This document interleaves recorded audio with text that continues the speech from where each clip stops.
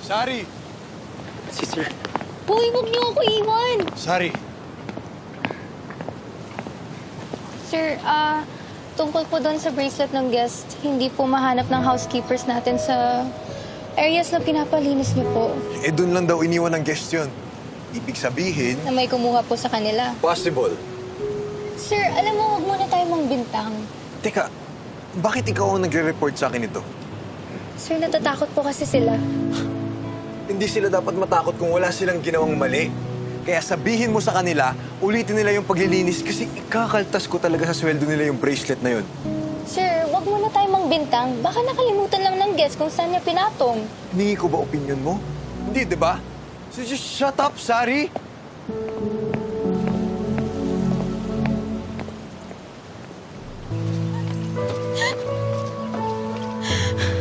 Pinapasweldo mo ako, pero wala kang right pagsalitaan ako ng ganon.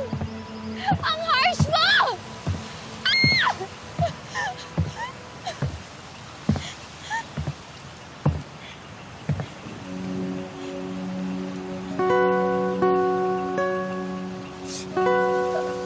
Sir Leon, may kailangan ka po?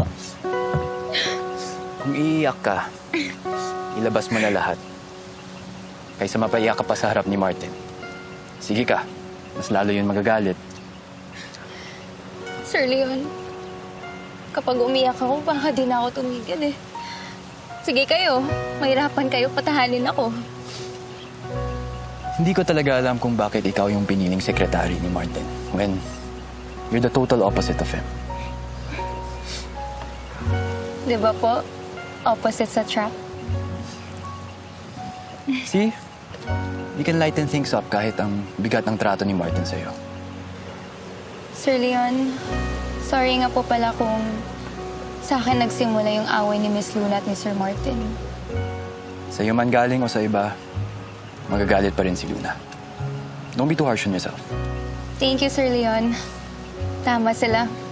Bait mo nga. Gawin mo lang yung trabaho mo, Sari. Everything will be okay. Basta huwag mo susukuan si Martin. Kailangan ka niya. Ay, sir, yung panyo niyo po. Keep it.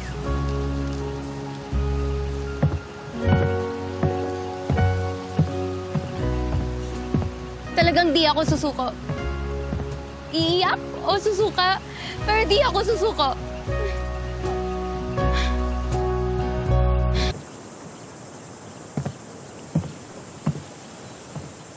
Andy Arellano.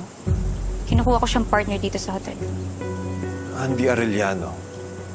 Yung prominent businessman sa Isla Caluguran? Yung tatay ni Edward? Yes. Handa na siya maglagay ng pera dito sa hotel. Pirmahan na lang yung hinihintay. But he's an investor, not a partner. Malinaw ba yun? Malaking pera nga ang ilalagay niya dito sa hotel. Bakit hindi siya magiging partner? Ang pagiging partner ay para lang sa mga pinamanahan. Pinamanahan ba ng tatay niyo si Andy Arellano? Okay, akala ko ba best interest ng hotel yung iniisip mo? Why are you being so difficult sa partner na to? Martin, matagal na namin family friend ang mga Arellano. Maybe we can amend the partnership to be able to accommodate it based on the terms that we agree on. Amend the partnership.